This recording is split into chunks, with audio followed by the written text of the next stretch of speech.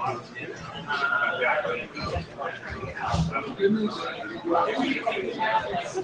want me to take these? I'm sorry? The old ones? I think we're good. So I'll take these. So we're going to pass out the new ones, right? You can.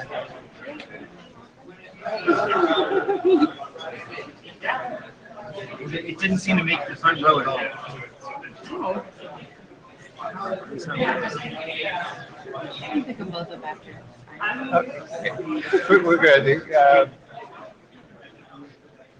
We were flying very low when we got in here at 4 o'clock, coming out of a meeting that went till 12:52. So we were excited. We did the share slides at the end of the first session. Are we supposed to start now, or do you want me to take these? Have fun. So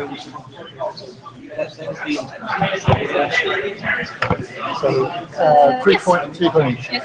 So we will be starting in just a moment or two.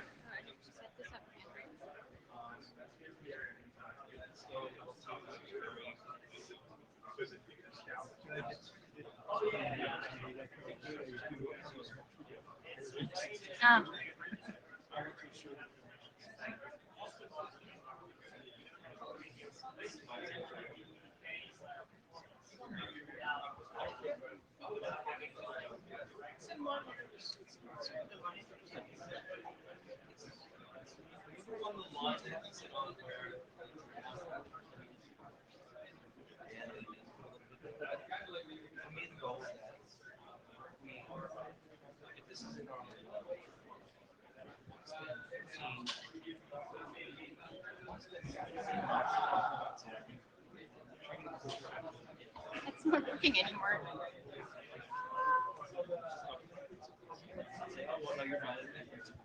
Why is it not working anymore?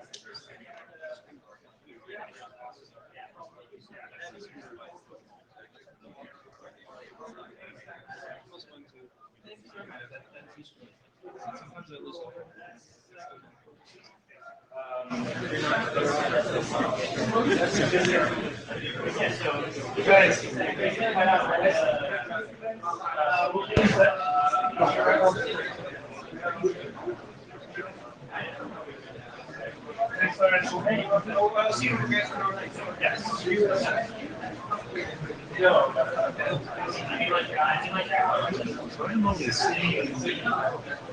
only seeing the slides from the first session.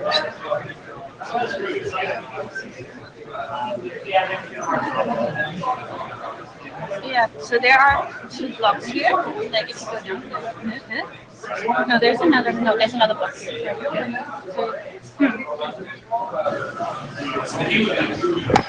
So let's go ahead and get started.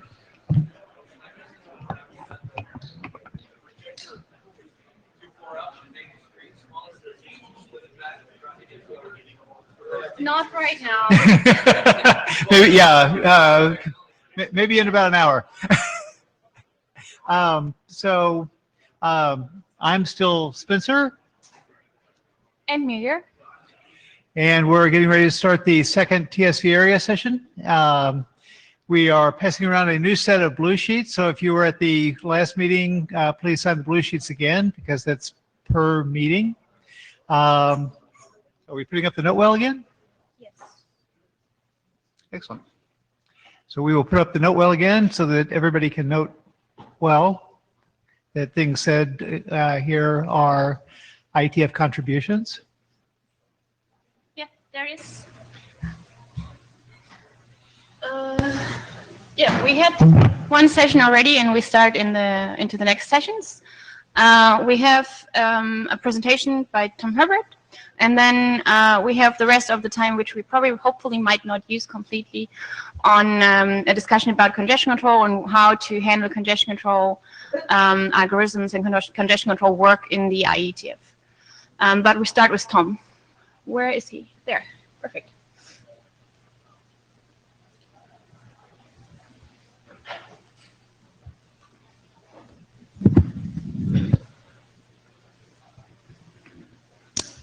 Hi, my name is Tom Herbert, and I'm going to talk about Express Data Path, or XDP. A little bit of background. This is a project that we started in the Linux networking stack about a little over a year ago. And if you remember at IETF in Seoul in the open plenary, we had that discussion about the denial of service attacks and dying, and there was actually a Cloudflare presentation. One of the rationales behind XDP was precisely for addressing denial of service attacks, kind of like that. And it turns out that Cloudflare actually presented a discussion about a year ago on what they were doing to solve denial of service in their system. And basically they were going through a pretty long path and getting really miserable numbers. So some of us in the Linux community, we started looking at the problem and realized we need a better way. So that's kind of the background. I'll get a little more into some of the things we're doing with Cloudflare in a minute. Next slide. So agenda today, so I'll go a little bit with history, specifically user space stacks, which have kind of been the current model to solve a lot of these problems. And then we'll go through the foundation, BPF, eBPF, and then present the solution, and then how we're looking forward to extend the solution. So user-land frameworks, the idea behind these is that there's a library in user space, and the application can access the networking directly. So in this case, packets, for instance, arrive on a queue, and a user space application or processes them directly without any interference or any processing in the kernel. So this is kind of like a direct data path from the network to the application, completely bypasses the kernel. It's safe to use, people like that, and it has found a lot of niches, particularly in high-frequency trading and some HPC realms. So the question is, why did we ever bother with this? We've had kernel networking stacks for years, BSD stacks, BSD sockets, they've all been kind of developed. The nominal reason is usually given as performance. So by having direct access to, say, a network device from user space, we can squeeze out some performance. But some of the other reasons are safety. For instance, because of the isolation that the system gives you, if we crash an application in user space, it doesn't crash the whole system. So that's kind of a nice feature.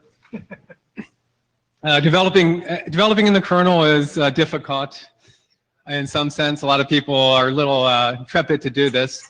And one thing we found is there's a lot of user space programmers. You look at companies like Google and Facebook, they have maybe 20 or 30 kernel engineers and thousands of C++ programmers and Java programmers. So there's a little bit of weight towards kind of, we know how to do stuff in user space. We get more and more into user space. It's somewhat of a trend we've been seeing. And another big one, and this is one that we've known for a while, has a lot to do with upgrades, reboots, things like that. If we have to reboot the kernel because of a problem or reboot the system, very invasive, takes a long time to upgrade kernels, what have you. So that's kind of a known ongoing problem. So on the other hand, user space stacks, frameworks, they're difficult to use for general solutions. If you look, most of them are usually some niche applications. Best example is probably the high-frequency traders, the guys who want to execute trades in microseconds. They really don't need anything except access to the stack, maybe do UDP or TCP, but it's a very dedicated application, so it's a good use case for this. For the general case, though, implementing, say, a full TCP IP stack in user space, very difficult to make work across all circumstances. Hybrid path solutions, this is kind of what Cloudflare was doing originally. They were actually taking packets received in the kernel, forwarding them into user space on a raw interface, doing the denial of service mitigation there, basically filtering out which packets to save, which packets to forward. And then they were sending the packets back into the kernel, do more processing there for TCP, and then actually go up to the application. So this kind of boomerang effect we've seen occasionally. Amazingly, they claim this was better than implementing something in the kernel using TC classifiers. Nevertheless, that's what they were doing. Performance numbers, if you look at the documentation, a lot of the documents about user space stacks will say they're 10x, 100x faster than the kernel. Those are a little jaded. Be careful about that. User space stacks will be faster, but not by so many orders of magnitude.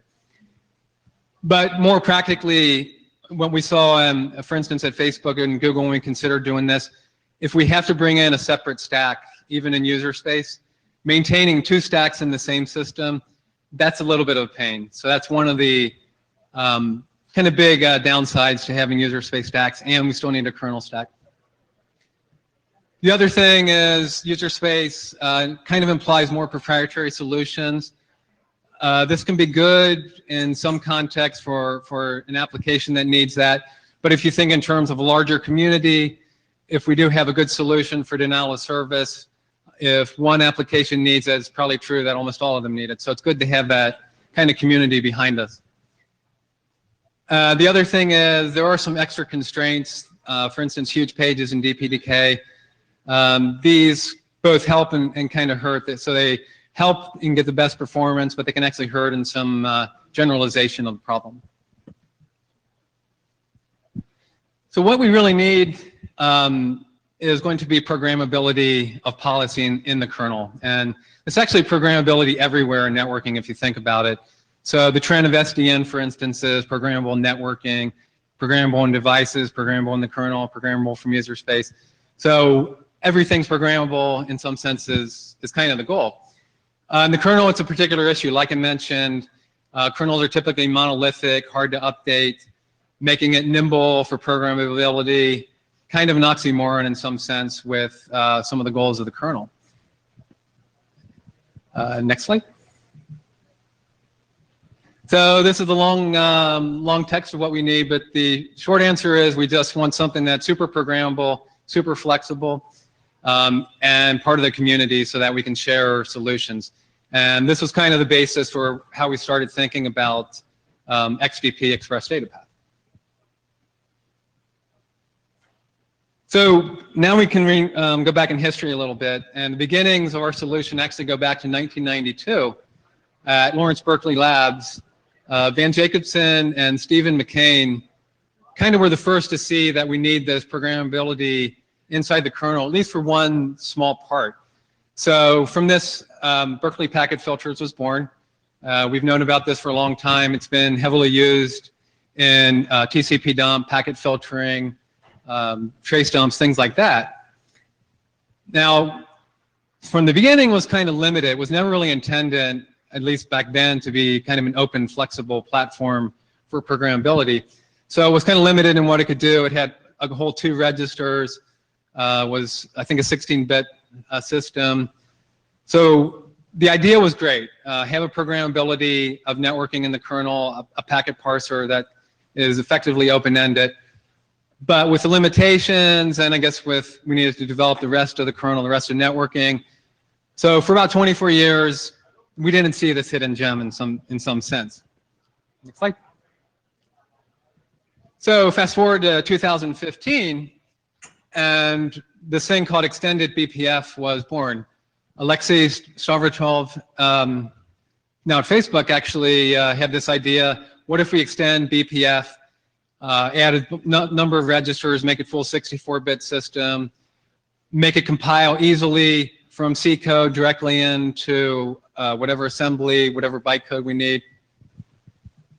Have a comprehensive instruction set, so we needed to add more than just simple header parsing. We want 64-bit operation or 64-bit ops, atomic operations, data structures, actual real data structures that we can put as ancillary data, use those for things like state, what have you. The other important thing was, since we're running this code kind of loaded into the kernel, we need a model of safety. So we have this thing called a verifier, which prevents code from doing bad things. So for instance, we can prevent division by 0 or illegal memory accesses. Things like that, even though it's within the kernel. So the idea is that this gives us the same sort of isolation, same sort of guarantees that user space gives. However, we're still running natively in the kernel in some sense with a very thin API. So effectively, we expect that to be almost bare metal inside the kernel. So eBPF ended up being pretty successful. And right now in the Linux stack, this is used pretty much all over the place. The tracing guys really jumped onto this. So we used to have things like dtrace, strace. These were kind of difficult. We wanted them to be flexible, but we also needed some sort of programmability. Like if I wanted to trace specific events, how do I program that? So they jumped on top of this, and now there's a whole kind of sub project on making BPF and trace dumps and logging work inside the kernel. It's even outside networking. And one of the side effects of that was it became so big that we now have hardware support for it and kind of heading down that path. Next slide. So the BPF architecture is pretty elaborate now. As I mentioned, there's a lot of use cases at the top, even outside of networking. So we're using these for analytics, the logging, as I mentioned. And the good news is we can write this in different languages. So the original BPF was pretty much machine code, assembly, hard to use.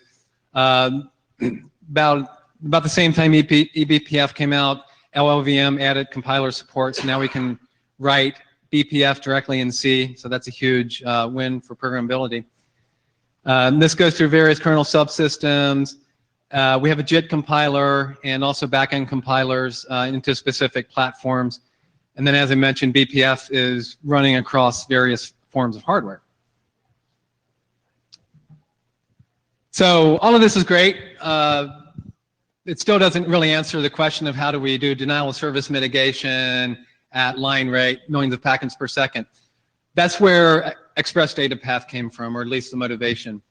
So about 2016, we started looking at the denial of service problems in particular, also load balancing, load balancers, things like that, and we came up with this concept of XDP. The idea is to run a BPF program as low as possible in the kernel, basically on the device. So the program is actually sitting, the receive part of the program sits on receive queues. As packets come in, we actually process the raw packet. So there's no concept of metadata, no concept of going through various layers of protocol processing.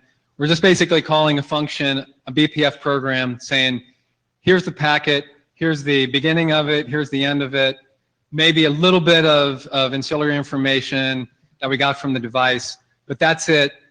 BPF program, go, do whatever you need to do. So the BPF program takes this and it actually comes up with a simple decision. Either drop the packet, accept the packet into the rest of the stack, or transmit the packet. Transmit the packet usually entails either popping or pushing encapsulation headers and then sending it back out right now at the same interface, but eventually any interface. All of this being done basically on the raw packet. For various reasons, we don't need to do DMA on maps, for instance, or any fancy memory allocation. So very fast, we get the speed. BPF gives us the programmability, and the environment gives us kind of that safe context that I was talking about before. So the important thing is this XDP data path, even though it's in the kernel, works in harmony with the kernel, it's still kind of programmable. Next slide. So from this, we kind of derived the XDP packet processor, and pretty much what I just said. So at the bottom, we have the various input queues from a device. They call into the BPF program, and the BPF program just returns drop, in which case we just discard the packet. Not a lot of work to do there. Forward is rewriting the packet, maybe an address, and then sending it back out the same interface. And then we can go through the receive stack. GRO is one thing that we still have to do. That's a way to coalesce packets of a single TCP connection into a larger packet for the advantages of processing larger packets in the stack. And then those packets can go up, and then if we receive the packet, it just becomes a normal packet in the kernel. We just do the normal processing. So for instance, if we were doing denial of service mitigation, we could do the mitigation at the lower layer, and if the packet's acceptable, we just send it right into the stack. If it's not acceptable, it gets dropped. Let's see.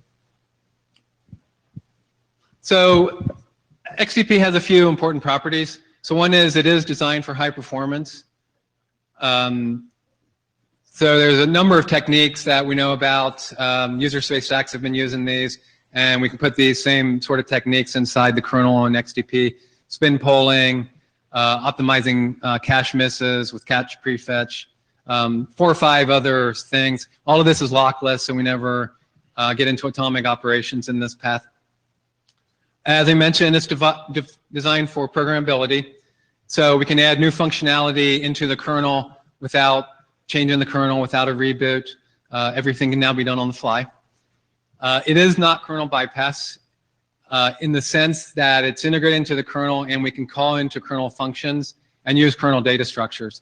This will become really important, for instance, if we want to do stateful TCP and we actually want to see, does the current local stack actually have a TCP state? So we can access that TCP state from the BPF program to determine if there's a state associated with it. It does not replace the TCP/IP stack.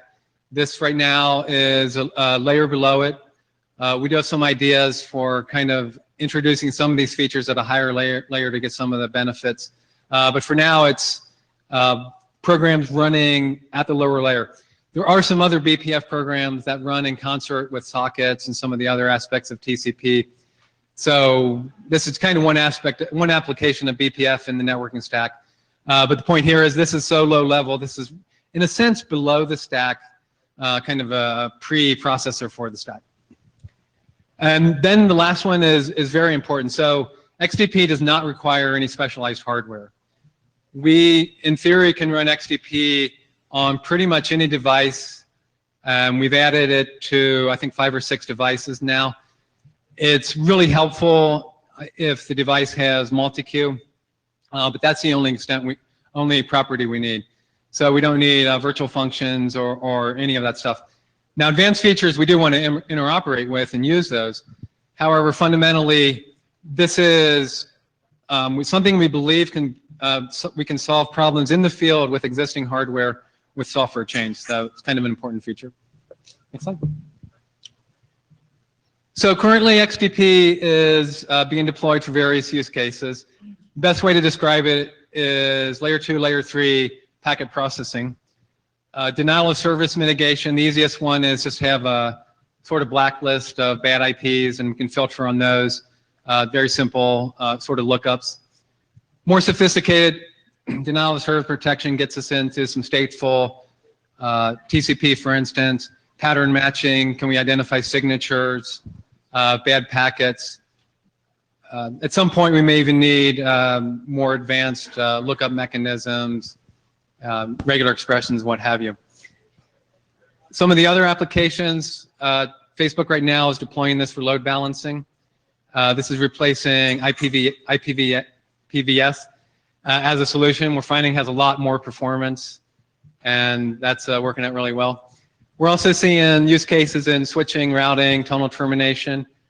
Again, at Facebook, I was working on ILA routing, and one of our use cases was basically build a ILA router in the network. It's nothing more than a glorified host route switch in a sense. So a packet comes in, we rewrite 64 bits of the destination address and send the packet on. It's a very simple process. It was like 20 lines of BPF code, and we're able to build a device kind of doing line rate without requiring specialized ASIC, specialized hardware, so that's a win. A few performance numbers. So this was Intel Xeon with Mellanox, MLX5 NIC. It's a kind of continuous thing. We've been getting performance numbers to improve and improve, so these are kind of the latest ones. So for comparison, the kernel using TC traffic control, which is kind of the typical way that we would implement this sort of functionality, about 3.5 million packets per second on one core. XDP doing the same thing gets us up to about 16.9 million. And XDP transmit, a little more work because we have to rewrite the packet, we're still at 13.7 million packets per second. Overall in the system, if we allow 24 cores, we're getting 45 million packets per second transmit. I believe that's the current hardware limitation. So it's scaling pretty well. One of the benefits of doing it this way, since we don't have a lot of atomic operations, most of these will scale linearly with the number of cores. The reason we test one core is we need to show performance at that level for certain attacks that are obviously, like a tuple attack would be on one core, so that's why we typically measure this in number of cores and then as a whole system. Next slide. So looking forward, right now we're planning on enabling more drivers. Currently we have 5 supported.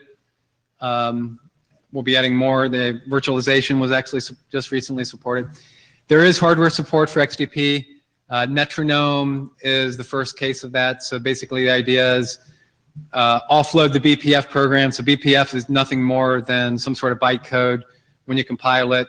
In theory, it can run on anything, hardware, software, what have you. So they can download the BPF program and we can run that in hardware. Let's see, so we need to build out the ecosystem of contributed solutions.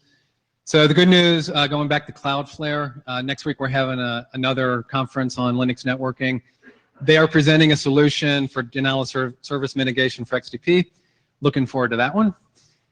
Another important one that we learned from something like VPP and some other initiatives, packet batching in terms of processing is important. So the more packets we can process at once through a particular piece of code, the better instruction cache efficiency, what have you. We see better performance with that. So these are ways to squeeze more performance out of the system.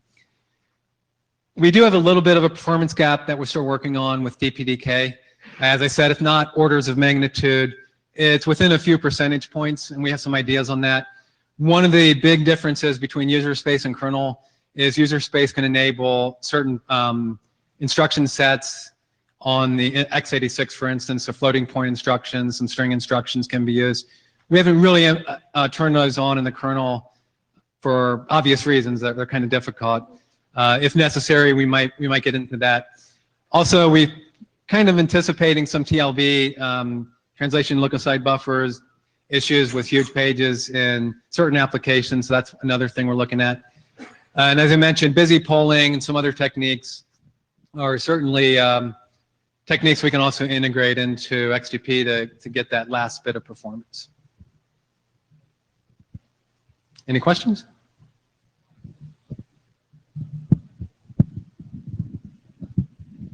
Thank you very much. Thank you. I think that's some interesting stuff that's going on in the Linux kernel and hopefully helps us to do a little bit more experimentation with new schemes here. So yeah, next one is Michael. He's coming up and he's bringing his computer. Perfect.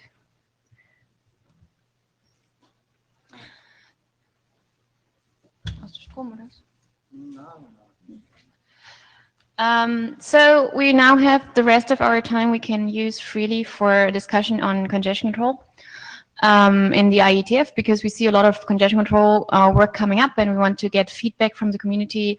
What should we do here? Is this something we should target in the IETF, in the IRTF, and where and how and so on.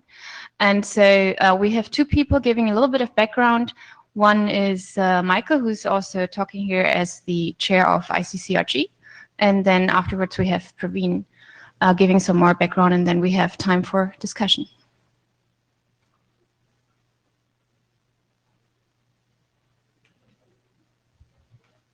All right. Hello, everybody. I'm bringing my own laptop and plugging this in because there's an animation I want to show you. I work at the university, I teach, I do so many presentations, but the best ever animation in my whole life is the one you're about to see.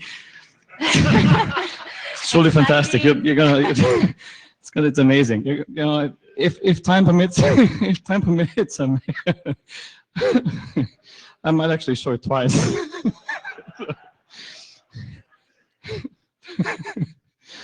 All right. So the history of ICCRG. ICCRG was created, so this is about the role of congestion control and the ICCRG and how this whole stuff fits together in the IETF. It's really, you know, why was ICCRG created? Why does it exist? It was created at some point because there were all these proposals on new congestion controls, cubic, HTCP, compound TCP at that time. They were brought to TCPM and TCPM was busy and they needed a place where these people could go and discuss and maybe give up, hopefully give up, right? Or maybe continue and then at some point come back, and then they've been pre-evaluated, and I'm here to tell you that this is a good procedure and it's been actually working. So yeah, the phrase was, we need a place where we can push proposals over the fence, and then they can bake there until they're ready, and then this is how we do it. So that's actually, we're the happy trash can of the IETF. We got stuff, it bakes there. And now, yeah, it's coming. Okay. Here's a very important aspect to this animation. Before anything else happens, there's nothing else there, right? But TCPM is already grumpy. Because that's how they operate. So this was IETF 75 2009. They're still grumpy. They always are, right? But this is about a historic procedure. We have a proposal coming in rainbow colors. It's IW10, and it was proposed to TCPM at this IETF, and off it went. And then it was.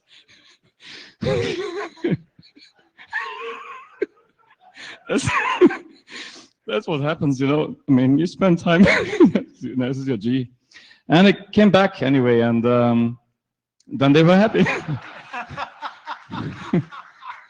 And that's pretty much how we operate. You bring stuff to us, we spend some time in trash, and afterwards it's beautiful and shiny and everything.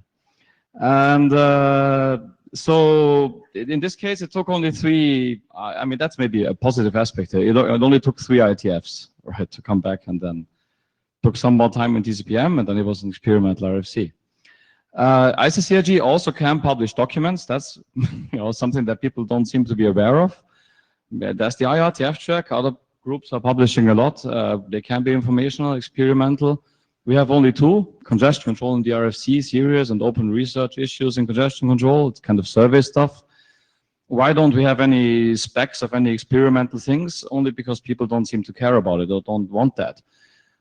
It really is an open question. I believe that people kind of, I've been proposing it actively to people. They were like, oh, ICCRG publication. I'd rather go in the corner and shoot myself. I don't know why that is, right? But it seems to be they really don't want to do that.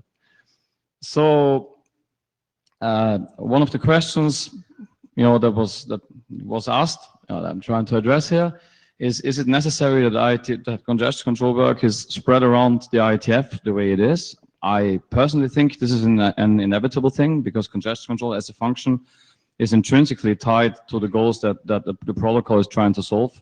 If you think of MPTCP, MPTCP's congestion control is really, really clear on what kinds of goals it has and what it's trying to achieve, which is very different from, say, LEDBED, or from, say, the TCP. Well, not so different from TCP, okay, but from our MCAT, for instance, which has a goal of being delay-based, yet interoperating with other flows, and so on and so forth. So I'll conclude by saying your happy trash can is always here to serve you. Any questions?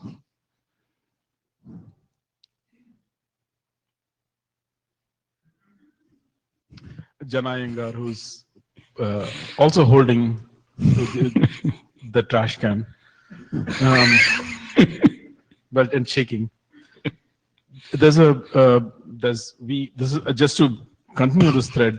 We have right now Cubic that's sitting in TCPM, and we have a BBR that's been presented at ICCRG a couple of times. And if we end up, getting a draft out of that at some point, there is going to be a question of where should it land. And bear in mind that we now have a quick working group that actually has congestion control also as a part of it. So going forward, there is a real question of where should all of these congestion control activity lie. Should we, even in retrospect now, maybe take Cubic and say, well, you should, write it in such a way that it also applies to TCP. Maybe we should have a Cubic TCP and a Cubic quick draft. I don't know. But if you're describing this without framing, it certainly seems to belong in a place that's not specific to a protocol. LEDBED was a perfect example of this. But going forward, I think we should think about how to write congestion control documents so that they're separable from the protocol itself, and maybe also having ways to express how they are specifically exemplified in those protocols. Okay, yeah. So the IETF a long time ago bought this dogma, TCP friendly, which is of course an oxymoron because it's not about TCP at all. It's about Reno. The internet has reached the scale where you should replace those words by not relevant in today's internet.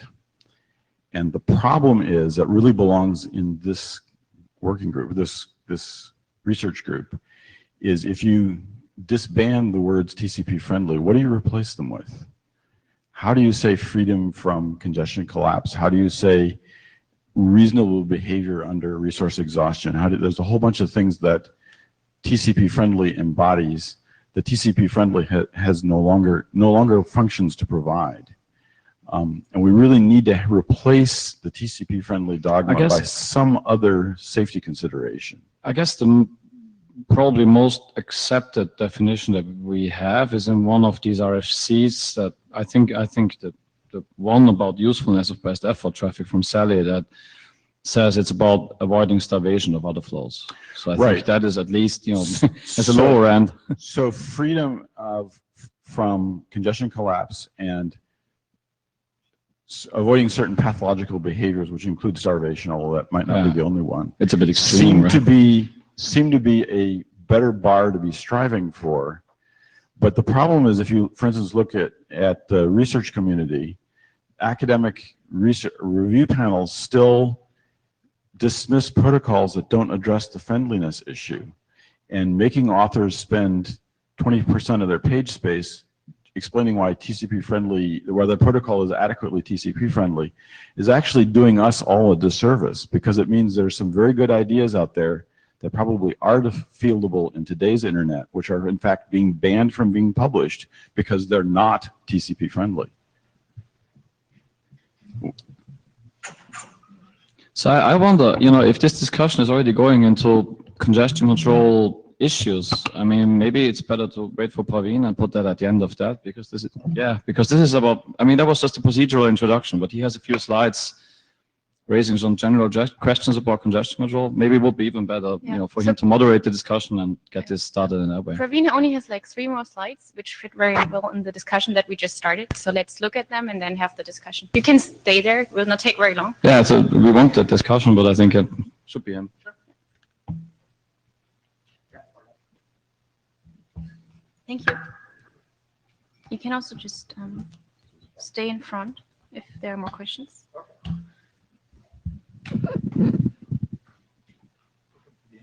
And then my screen is just gone completely.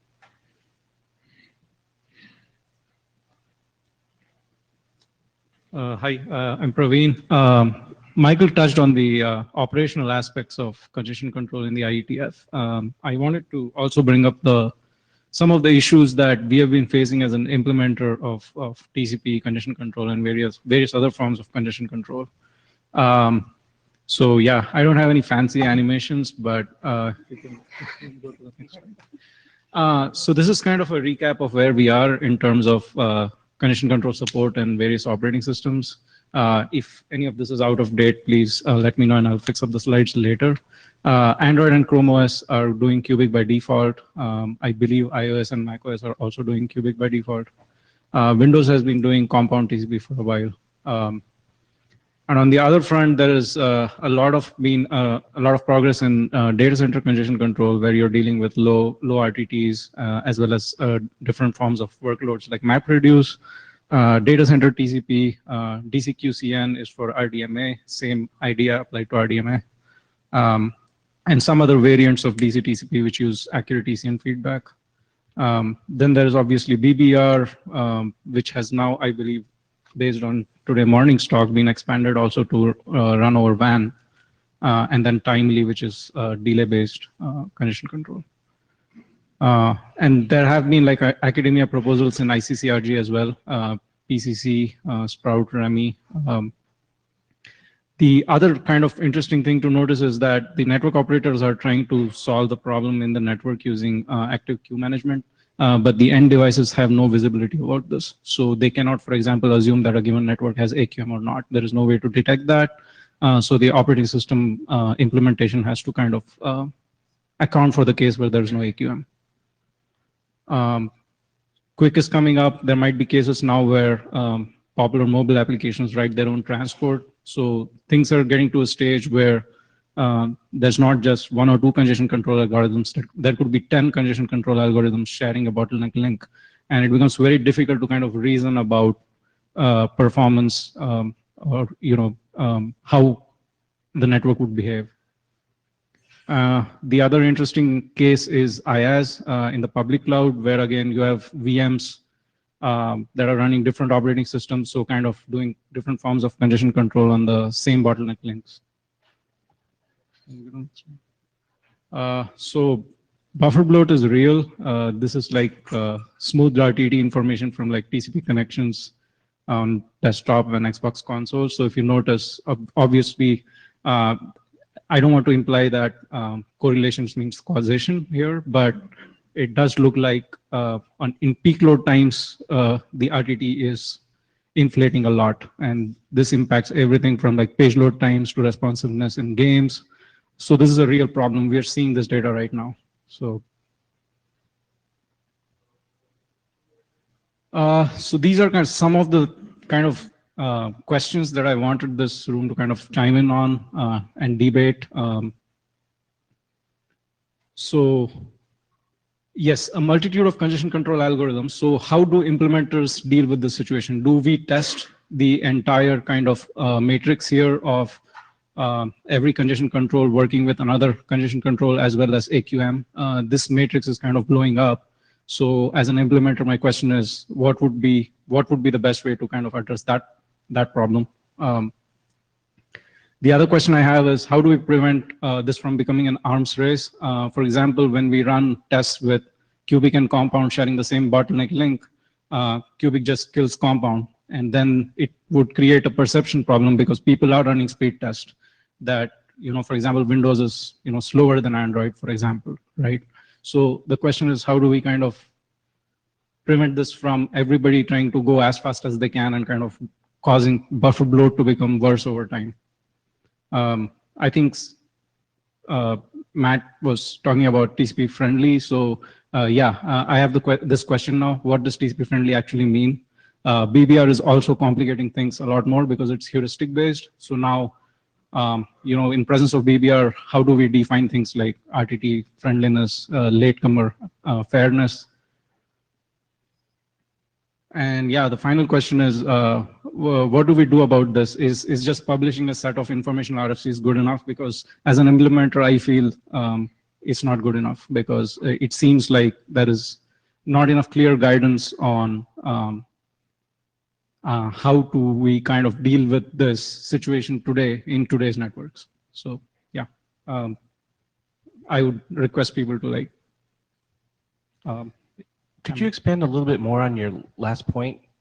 As an implementer, you feel that informational RFCs aren't giving you enough guidance. What would be more useful, or what do you feel is lacking? My question would be, how do we kind of define what it means to coexist with other congestion control algorithms? And again, the TCP friendliness question remains. So does every RFC have to go out there and take into account every popular congestion control algorithm and list how it is friendly with it? How do we define RTT fairness and latecomer fairness and all of that? So my other comment is really addressed a little bit more towards Michael's presentation, but I think it's relevant to both. But just going back to the happy trash can, which I believe is a metaphor that should live on for a long time. I hope Lars gets a chance to. We should give him a happy trash can as a goodbye gift. Cheers. So the ICCRG, when it was created, if memory serves, one of the asks from the IETF to the IRTF in creating this research group was to come up with some way of evaluating whether congestion control was safe, how to fairly compare different algorithms, because there were working group meetings where people would show plots that showed their favorite algorithm was performing really well, and then somebody else would, and they were mutually exclusive. And so the IETF community, unable to sort through that, said, well, you guys go figure it out. And they sent them off to the happy trash can. So I think that that's still a really valuable role. And I think what the discussion, and I'm really sort of thinking about the comment that Matt made. Oh, good, you're here. No, Lars is in line. I think that Matt made a really good comment, which is that our criteria for how we evaluate transport protocols has probably changed over the past couple of decades. And we haven't done a really good job of articulating that. I mean, some of that falls on the research community, but I think that this is a community of implementers and operators and engineers, and so I think that we can speak to the research community and say how we prioritize or how we think things should be evaluated for safety or desirability, and I think that I still think that would fall into the ICCRG's bucket as opposed to the IETF's bucket, because I think that that's still kind of a research consensus sort of question. There's also this TCP evaluation suite that has been around for a very, very long time, and it has suffered from cycle problems. It has been handed over, and at some point, when David Hayes was in charge of it, and while he was working for me, I pushed for getting this done and getting it into RFC status, and we presented it here. And it was pushed back for being outdated, which it is. So all we need is a volunteer, to take that and update it to the current state, and that will never happen. But I would be very happy if, I am soliciting volunteers. David Black, one of the chairs of TCWG Transport Area Working Group, which will meet right after this. I like the happy trash can icon. I'm going to go look at the website, see if I can find one that represents the whole variety of stuff that comes our way. We deal with congestion concerns, some of which are control, some of which maybe the control word isn't applicable to, for a whole pile of things that haven't yet been mentioned here. SCTP lives in TSUWG. Anybody who wants to play with DCCP comes to us. There's congestion control in the new UDP usage guidelines. UDP and CAP is a whole other adventure in and of itself.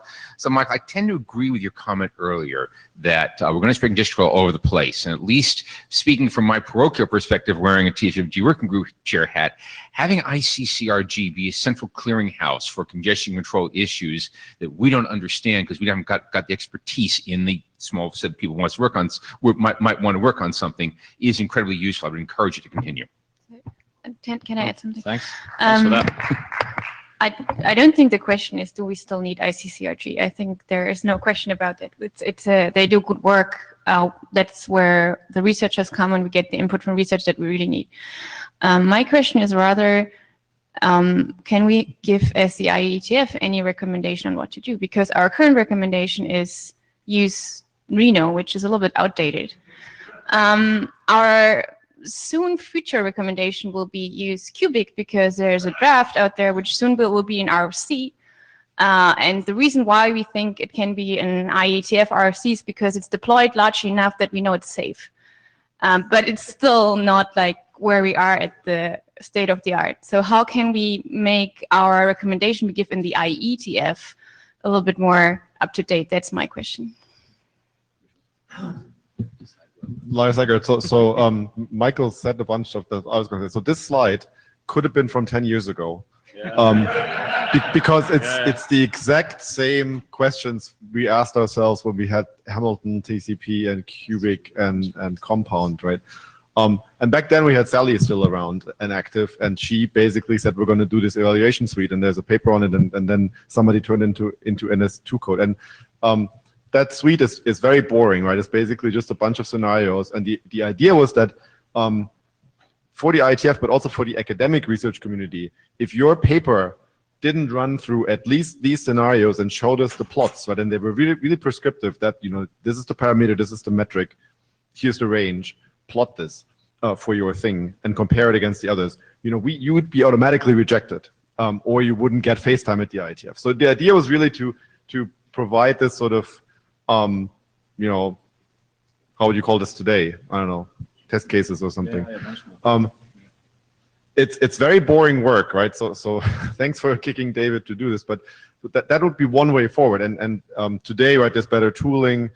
We probably wouldn't do this with NS2 anymore, I hope. So that's one way forward, if we believe. But then you need to keep adding to it, right? And it's at best it's something. I mean, I think it's like looking at the years. I would say it's a non-feasible way forward, and because we never got enough volunteer cycles. Yeah. The other problem with it really is that as networks get faster, right? And there's some data center stuff earlier, right?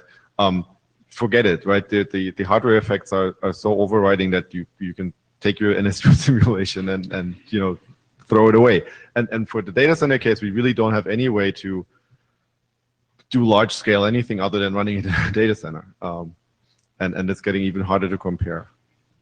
The one thing since I'm rambling here, the one thing I think that is going to be interesting for ICCRG that isn't all sort of gloom and doom is that it's quick, right? Because it has a whole new set of information about the path that is better, quote unquote, than what you get with TCP. And so there's a lot of new meat for congestion control researchers to play around with and come up with new schemes that are actually, improving things compared to what you can do with TCP.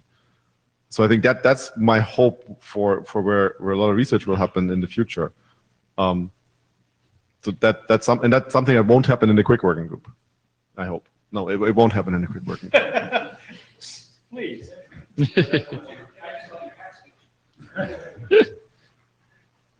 Christian Wittema. I'd like to make a comment on the Pravin's slide there. Is that when you design new congestion control algorithm, you want to basically provide the best use of the network. So you want to do something like what's in BBRs, basically aim for being very conservative on how you use the resource and generally be nice. And the problem with that, and it was mentioned in the BBR talk this morning, is that there are times where you are competing with algorithms that are not nice at all. And they behave like pigs and will just consume all the resources if you give them an opportunity. And the point with that is that means that the nice guys cannot get in the network because it will be known that they will be facing pigs, and when they face the pigs, they lose. And that means that you end up having to design your software as having two modes. It will have the nice mode, and if your detection code tells you that you have a pig on the network, you will have the pig mode. Also called as the TCP friendly. Also called a cubic or whatever you call it, right? Okay? And the problem with that is that it's fairly easy to design something like that. What is not easy is how you get out of the pig mode when the pig is gone. And we don't see that as part of the actual test cases that we have today, because we don't recognize that people have put pigs on the network. Yeah. Yeah. No, they will. But look, it's No. Yeah. but they're not always there. So you'd like. Yeah. No, this we know it's probably okay. Yeah. Yeah. Okay. So that's my point is that we should really recognize this idea that the state of the network is binary. If we want evolution, we will have to recognize that we have the nice mode and the pig mode. And the pig mode is when you're competing with cubic, and you need to be as pig as they are. That's Yes, I mean, this is a real problem today when, like, for example, leadbat or compound are on the same link with cubic. This is a real problem because being nice on the network just doesn't work. Yeah, why be nice to TCP? Why be friendly to TCP when it won't return the favor? I was quoting Andrew McGregor from RemCat. Yeah, so there's one of the things that caused me to stop worrying about this stuff is realizing that in sort of a large fraction of the big commercial cases where the money is in the internet today, the issue boils down to all these things about fairness and AQM and diffserv and all this stuff. It boils down to which of your customers do you want not to be able to run HDTV during prime time? And if you build enough capacity where all of the customers can get HDTV during prime time, nothing else matters. And it is this effect that has driven it such that the internet doesn't care much about congestion control. You have bottlenecks at the edges that are at a few megabits per second, which are, or even tens of megabits, even a gigabit per second, which is a small fraction of the core. No individual flow can ever cause congestion in the core. All of the symptoms of overload are local. What you care about is that you have sane behavior under local overload, and all of the rest of the stuff just doesn't matter anymore. It stopped being important at today's internet scale. What is important is the fact that the research community and a large number of other people are still solving irrelevant problems. Problems that the solutions to mean that the solutions to the problem that they have posed is irrelevant to today's internet. And we need to fix that. One of the things that we don't have is a good way of defining whether or not a protocol is safe. I recently read in a paper a comment that said, oh, well, we're using TCP, so we know that we don't have to worry about congestion collapse.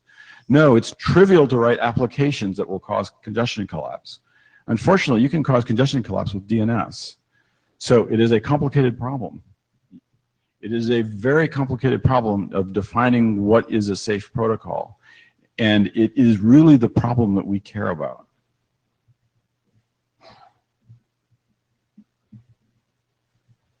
Mia Kulevin, I wanted to add on the test suite stuff. So I think another reason why I didn't proceed further is because it's actually not that easy. I mean, it might be boring, but it's not that easy. I tried to implement it, and the recommendation there, because the idea was to make it as realistic as possible, is to use like traffic traces. Traffic traces have a lot of short flows, and like congestion control doesn't do anything with short flows. It's mostly slow start. So when I was implementing it, I couldn't say anything about it basically. And then I came up with my own test cases for my own stuff. So it's actually not that easy. It's not clear what to do there. And the other thing I want to point out in this area is that there's also RMCAT, which has some test cases as well, and I think they took a different approach. They took more simple artificial test cases, but here the idea was also not to evaluate a congestion control. It was more like, if you test those tests, then you might be safe enough to do further testing on the internet, and you might be safe enough for an experimental RFC. And then if we see large-scale deployment, we can move this to information standard track, whatever, at some point.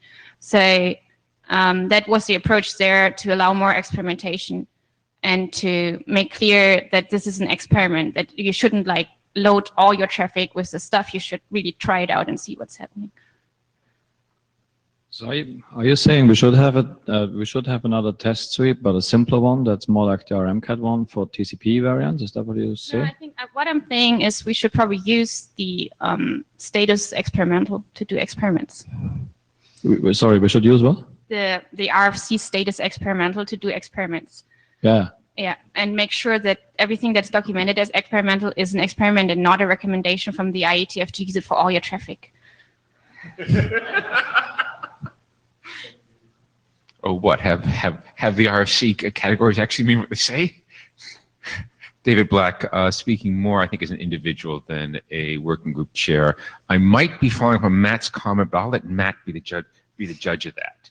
He used the word safe, and I think he was using it in the context of congestion control algorithms not doing damage to each other. I seem to have been spending a lot of my time in a space where safe means traffic that is not congestion controlled. It's not going to implement cubic or compound or whatever have you.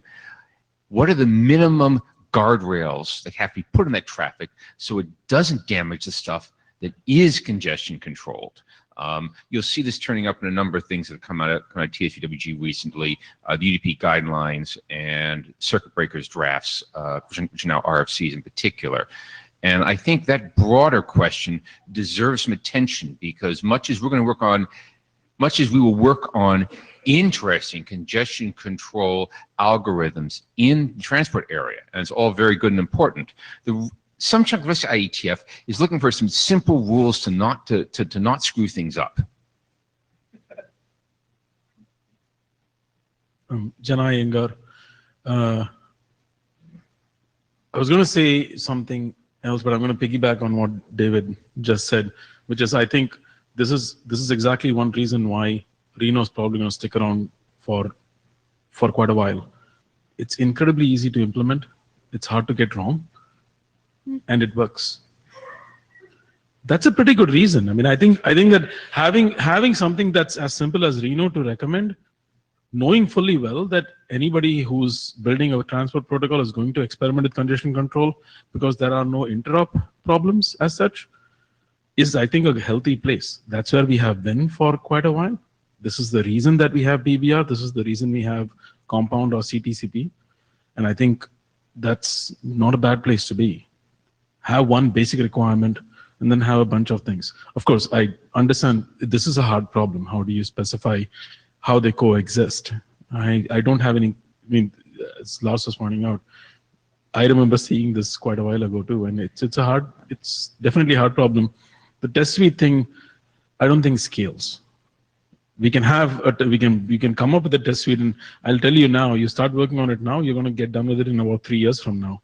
And at that point, it's already going to not be useful. That's the problem with the test suite setup.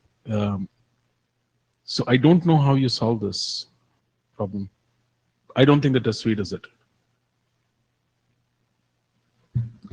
Hi, this is Hannes. I'm trying to read in between the lines what Matt and some other people are saying is, and I try to compare it with the state in a security environment. You have a couple of people who, from a security context, invent cryptographic algorithms. You get them in, but you obviously don't want all of those because more algorithms mean more problems, let alone the analysis of those. Nobody has time to analyze all sorts of crap that people come up with because the analysis takes so much more time than crafting something on your own. So you have that sort of almost like a DDoS attack. Luckily, you don't get too many proposals, so that's a nice thing. So you try to come up with a way in a sense of you want to say no, but you want to say no in a friendly way by saying, oh, you have to first do these sort of tests, which turns out to be difficult to come up with those tests. In practice, however, the impression I get is you have to be a really big player to actually really get something adopted, because those players then also go ahead and deploy the stuff right away and then tell you after a few years, we deployed it and it works pretty well. And that's how they actually get the work done. This is not happening in congestion control. And certainly not. Never seen that. So it was a little bit theoretical reading in between the line. Yeah. So I think it's a little artificial discussion. It appears to me.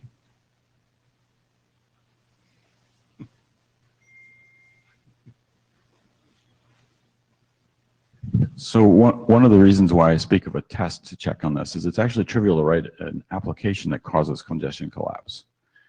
You have a loop that does a fork, and then the child launches a query, and you put a sleep in the outer loop or something like that, and it behaves very nicely under normal load.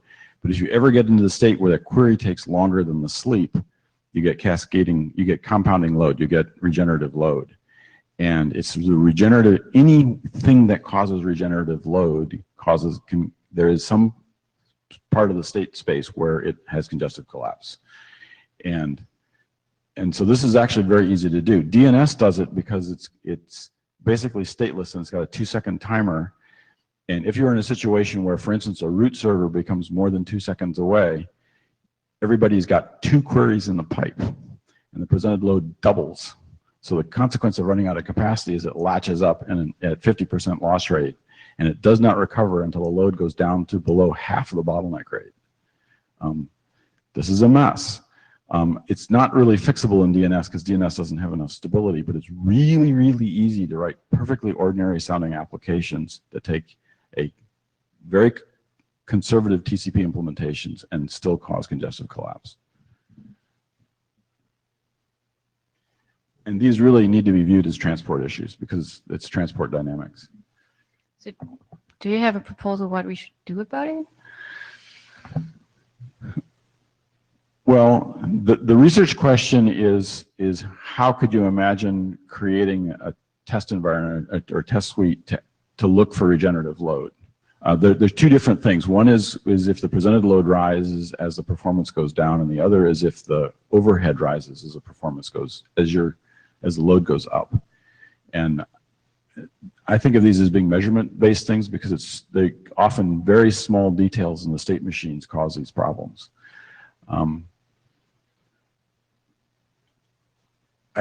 I don't know if it's actually a bound problem. It might be that once we see the answer, it'll be, oh, we write an RFC about it, and here's a test that everything should be subjected to. And that test would replace the TCP-friendly language.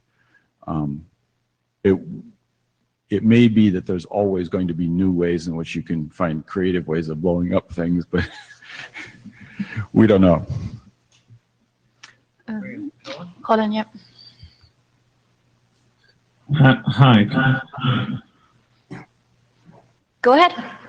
Hi, Colin Hawkins. So one thing that seems to be coming up from this conversation is that there's a lot of community knowledge about congestion control, folklore maybe, that isn't being written down. And I think it would be really useful if, as a community, we could try and document some of it, so that others in the community, for example, could build on it. Rather than spending time refreshing the wheel and documenting the assumptions.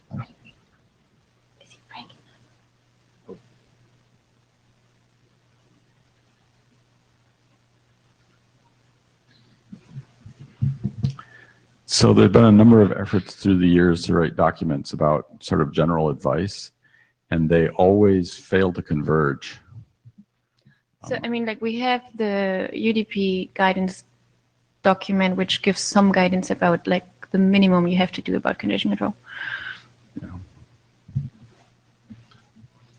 I have to admit, I don't remember what it says. We just updated it. Yeah, and that document might say too much, actually. I mean, I mean, like the point about using congestion control is to avoid a congestion collapse. Just by having a adaptive congestion control loop, the idea is that if you see increasing load, you'd reduce your load, right? But if you combine this with other mechanisms, or you have implementation errors or whatever, there's still something that can go wrong. Last second, so I'm one of the authors, and I think I speak for all of the authors when I say, if you make us open that thing up again, we will. So what it says for UDP actually, I think, captures even Matt's case with overload, right? It basically says that you should keep an RTT sample if you can, and then if you keep it at most one message outstanding, unless you want to do something more complicated like implement an actual congestion control algorithm. But it also has a default timer when you can't, and I think it's like 3 seconds because that's what TCP uses for the SYN retransmit. Right, so it's not only DNS that has this thing.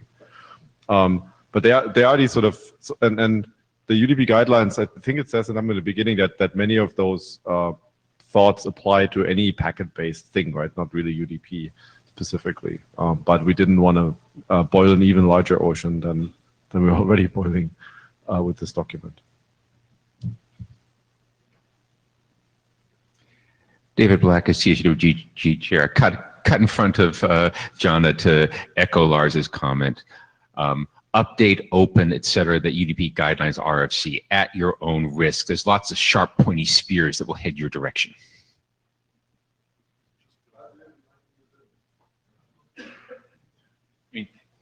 Seriously, it is a BCP. It captures the best current practice as we understand the state of knowledge at this time.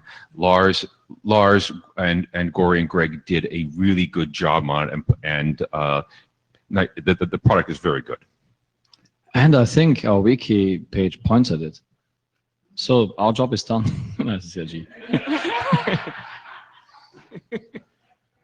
So I was going to say that actually, piggybacking on this and trying to go back to a previous thread about Cubic itself. Cubic is well, it certainly qualifies as BCP, not necessarily as standard, but I don't want to call it best. So maybe we should come up with a categorization called MCP, most current practice, or something like that. Deployed current practice, there we go. One of those classifications would be quite useful, I think, for us as the idea, because we've struggled with this for a while. It's like, just because it's deployed, we're not going to standardize it. Sure, but let's document it in some form, right? Because that's what the Cubic document is. We're not agreeing that it's the best thing on the planet. We are saying it's deployed. It would be quite useful to have that. And I think that actually does go towards, achieving some of these goals. Maybe, so I'll propose this. No congestion control work gets standardized. They all show up in ICC-RG. They are only RG documents because there is no end to any one of those things. It's a fine world to live in. All we need is documentation. They don't need to get standardized at all. Not even Cubic.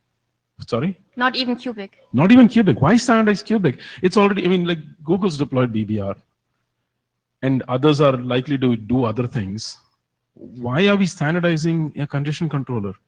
So I think the difference is the IETF consensus, right? And but the message we might give is this one is safe to use. We know this one is safe to use. It's not. Cubic's not safe. Cubic's deployed. I mean, the reason we're standardizing it is not because we got together and said that it's a safe thing to use. No, we got together and said it's being used by a ton of companies, therefore it must be safe. Yeah, we use it for a while and the internet didn't melt, so you might still use it. That's what I call DCP. That's called a deployed current practice. This is our new, this is our new definition of TCP friendly. I just wanted to inject that when Colin was speaking, and it came out somewhat garbled in the room.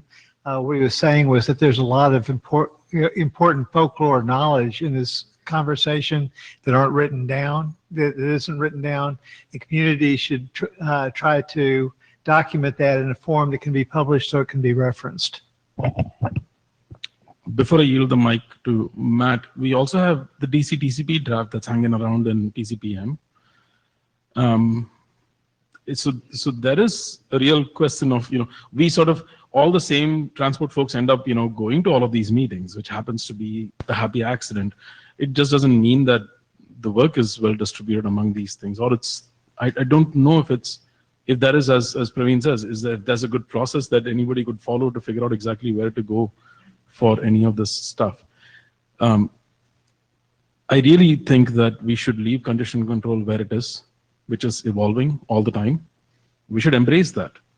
I don't think there's a reason to say that this is the standard that we recommend.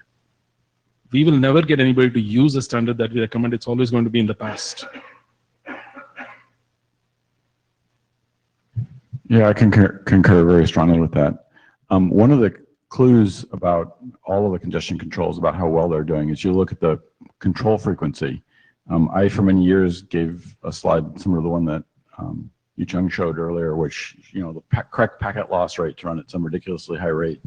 Well, some normal high rate today is 0.0000 something or another percent.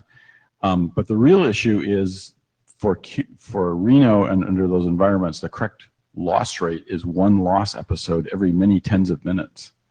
And it's like, you can't control a system that way. And the controls, the real fundamental issue is the control frequency has to be in the right range, and it has to not change as you increase the data rate. We understand this now in order for it to scale right, and that means that the loss rate. I don't want to go into details. The problem with Cubic is because of the way the exponential phase goes, as the scale gets larger, the control frequency doesn't keep dropping. I don't remember the numbers. I haven't worked much with Cubic. I believe it stays at a few seconds. The amount that it overshoots, when it overshoots, increases, and so it slams everybody else on the network. And that effect gets worse as the network gets faster. And as a consequence, people who are competing with Cubic at big scale networks often get drive-by burst losses that are very large, that they had nothing to contribute, did not contribute to. But I agree with the sentiment that congestion control is going to keep changing for a long time, and anything that gets the ink dries on is going to be in the rearview mirror.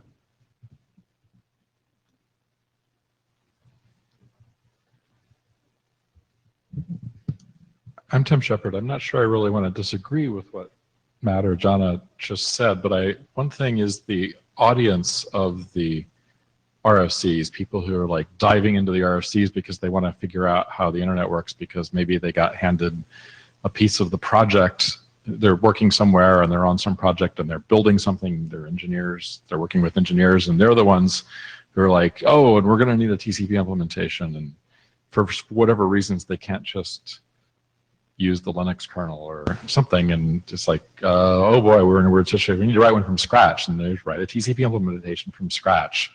They probably should put something in there involving congestion control other than what they might imagine from reading RFC 793. And I can't remember what it says about congestion control. Right. And so I think it's probably useful and not such a bad thing for the IETF to have a default pointer that points to some document that says you should do something. And I'm not even sure I care which thing that pointer is pointing at the moment, but that's probably a reasonable thing, and it's probably not so horribly wrong that some person who's doing a from scratch TCP implementation for some reason implements Reno in it, and then they run it through a whole bunch of testing and it all seems to work, and they deploy it and they start shipping their products. And has anything bad happened because they did that? I don't think so. I mean, unless something shows up. So maybe, for that person, for somebody in that situation, the fact that the IETF is pointing at Reno is probably not such a horrible thing, as long as it's understood that you might have reasons to do something other than Reno. If you're if you're one of the world's largest companies and you have lots of data centers, maybe you should have staff that think about what the right thing to do is better than do Reno, and that's fine too. Is that all okay? Maybe everything's fine.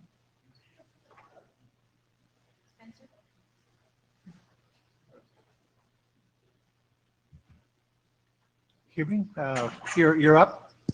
Oh, yes, can you hear me? I just make sure mic is working. Yes. Okay. Yeah, I think actually I want the presenter to go back one slide. I want to say something about the social aspect of this discussion. If the slides can move back one page. Can you go back to one page? Yeah. The one page number 2.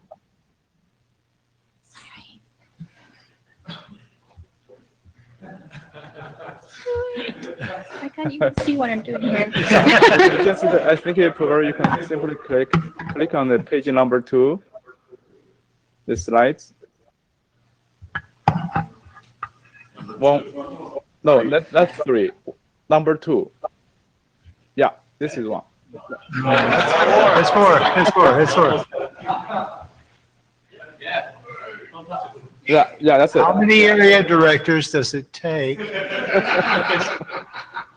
Yeah, so I want to bring up one issue I think I haven't heard addressed. I think this is more like going to a social issue now. It's not only technology, because we're talking basically the control of congestion control. And if we look on this particular slide, we see all the competing technology being deployed by different platforms. And behind each platform, there is a company. So I think originally, if we back 20 years ago, the congestion control discussion is evolving around an environment which everybody assume the open internet. Everybody have a nice behavior, so everybody need to be friendly. And I think that probably is the TCP friendliness. That's the term actually come from that environment. But now our reality now is we are having an internet which is essentially the competitive environment. There are different players, companies, they have competing business interests. Their congestion control objective is essentially try to make their customer happy. And in such an environment, I think talking about friendly probably is not very easy right now. What if we look at a different approach on this whole issue? We know there is going to be a peaks showing up on a path, and they're going to take a lot of bandwidth available. And what if we try to identify which congestion control algorithm will be the most robust against that around the peaks, and that will deliver the user experience under any environment, under any a bunch of pig environment, any nice environment, or environment that will work best. And that would probably be something IETF can provide guidance to. And then let the user to have idea their application is always going to deliver some kind of good service. In other words, it is an arms race. Just let it race and let us identify what is the best weapon, what is the best technology come out from that arms race, which will be most robust and have consistent performance.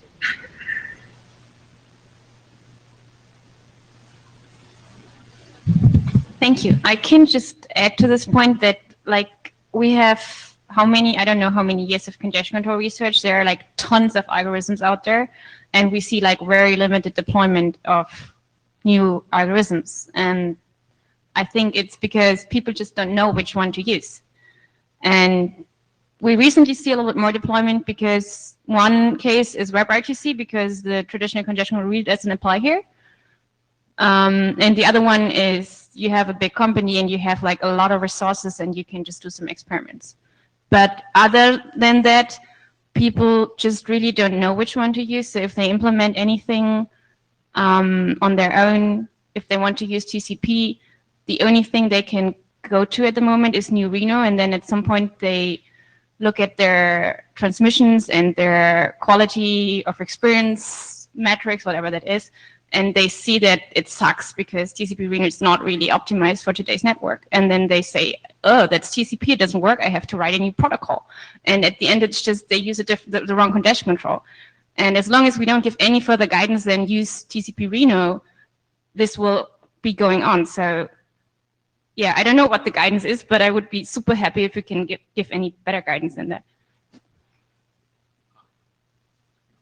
So I came here to actually sort of agree with Tim, right? So I don't actually think we have a big problem. And I don't think the case that Mirja describes is pretty theoretical, right? I mean, who here writes a new stack and then deploys it on an amount of systems that can move the needle anywhere on the global internet? Almost nobody, right? The big stacks are incredibly tightly controlled. There's a lot of engineering going in, and I don't think it's an arms race either, right? Because we had this going back to BitTorrent and Skype, right? BitTorrent got hammered because they basically broke people's Skype calls, right? And if Netflix started interfering with, I don't know what, Skype or some Google service, right? All hell will break loose. So everybody is in everybody's best interest to avoid that situation, right? So I think we're actually pretty far from an arms race here. I do agree that we want to have what Tim said, right?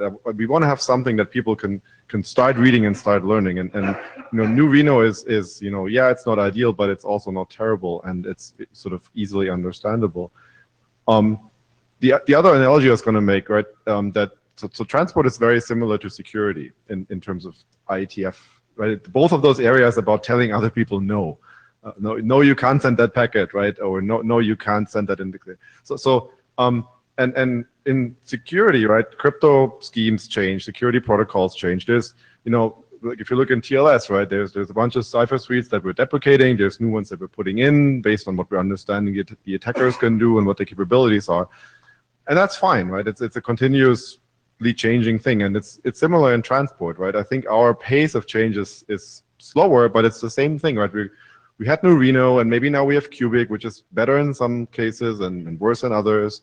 And we're going to have more specialized ones that are never going to really run on the internet anyway. And that's okay, right? If we have something better, we're going to update the pointer and we're going to say, look at, BBR, for example, like in a couple of years or something. It's okay, right? I don't think there's a big problem, and I don't think there's an arms race necessarily happening. I want to add to that. So, but buffer bloat is a problem, and we know, for example, that Cubic is worsening it. And at this point, it's not an arms race, but if you were kind of trying to compete for the same bottleneck link, you would have to implement Cubic. Right. So there is a problem. So it's not like there is no problem. So I mean, many of these have problems, right? All of the congestion controllers work better in some cases and worse in others. And it's more about how large the usable envelope is. And that's okay, and that can be described, right? And maybe that's something that could be an experimental document out of ICCRG, I don't know. But very few of them have sort of catastrophic failures, and buffer bloat is something that a congestion controller can't really do anything about anyway, right? It's operating over the path that it's been given. I'm not saying we shouldn't fix it, right? We definitely should, but I don't think it's necessarily a congestion control problem.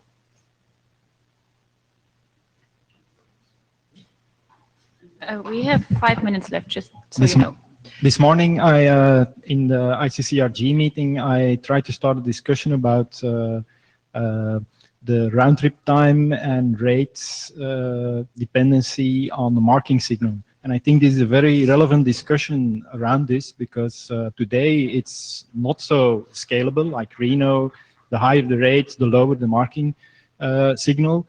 Extremely low, it becomes extremely low. So I think we should open again the discussion about how should a congestion control respond, and what is the best to have a scalable signal so that we can go forward with drop compatibility and marking, especially marking compatibility. And today there is I think there are possibilities also to make it compatible at a certain range, also for the normal drop compatibility that we have today, because okay, when it doesn't work very well, we can improve it, like Cubic improved on Reno. I think we can move the scalability to the positive side and make it compatible for normal situations with Reno and Cubic. But if the round trip times become bigger and the rates become bigger, we can improve and correct actually what's going wrong. So I believe there is an opportunity, and I welcome everybody to join that discussion. Yeah, there's a lot of mutually conflicting constraints on all of the players, but I want to point out one that maybe didn't occur to people. If you're selling advertising, for instance, and somebody clicks on an ad, and the entertainment that they happen to be watching interferes with the ad loading, you've done a very bad thing to yourself. And so that ad comes from somebody else's server using some unknown technology. Or I should say the content, the click-through, goes to somebody else's server and somebody else's content. And so there's a very, very severe, extreme penalty for being too aggressive. And although this doesn't apply everywhere, it applies in enough places to cause people to be cautious. And it certainly applies to Google, to say the least. But in fact, we do need to have a story, and especially in the cases where BBR, for example, does very poorly relative to Cubic under some easily demonstrated conditions. It's like, what's the story you tell? And part of the story is we'd like Cubic to just go away.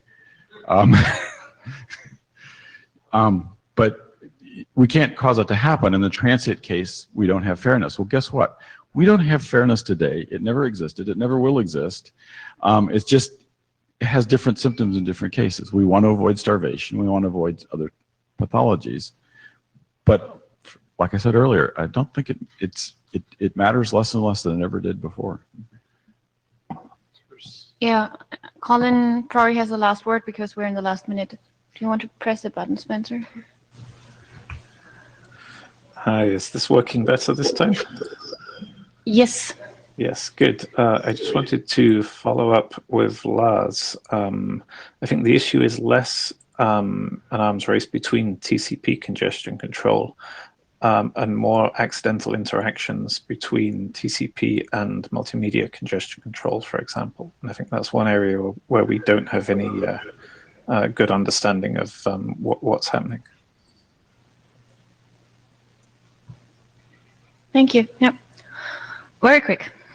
I've been trying to understand the internet for a long time, longer than I would care to even admit. And part of the challenge of trying to understand the internet is by the time I figured it out, it has changed. It's different. And I think this, the whole notion of TCP friendly is sort of difficult to to think about these days because of the fact that the net has just been changing.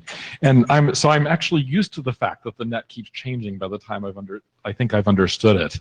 And just like a week and a half ago, I watched a video of Jeff Houston, a talk he gave, I think 3 or 4 weeks ago at Apricot 2017. And there's a YouTube video. It's hard to find his talk by searching on YouTube unless you know exactly what to search for. And it's Apricot 2017 panel forces shaping the network. And that's on YouTube. It's like a 90-minute video, and his talk starts about halfway into that video. And the title of his talk is The Death of Transit and Beyond. And by transit, he means the interconnect. Like if you want to get connected to the internet, you connect with somebody who can offer you transit. And he actually told a story that convinced me that in some surprisingly short number of years from now, people might not care if their internet connection actually has transit or not. And I probably should stop there and instead of trying to explain why that might be true. Anyway, but I found that talk, I've watched that talk 2 times, and I've already recommended it to about a dozen people, and I realized that it might be relevant to people who are trying to understand what should we do for congestion control in the future, and that if you watch his talk, it might reset you and cause you to stop and wonder what you actually believe anymore about what the internet is. So anyway, I thought I'd plug his talk because I found it amazing. I don't know if Jeff's even he might be in the room. No, maybe not. Anyway, that was it. We have a very, very silent mailing list on ICCRG, and I keep repeating that people, because there's so much interest and people want to discuss, but then they don't send emails to the list. So please, We're done basically. Sorry, but we're over time already. So thank you very much for the discussion. I think this was a very good discussion, and I want to go through the minutes and also the Java chat and see if there's anything we could actually write down and conserve for the future and give some guidance. But other than that, I don't see any action points right now. I think we just operate as we're operating right now. And thank you for your presentations.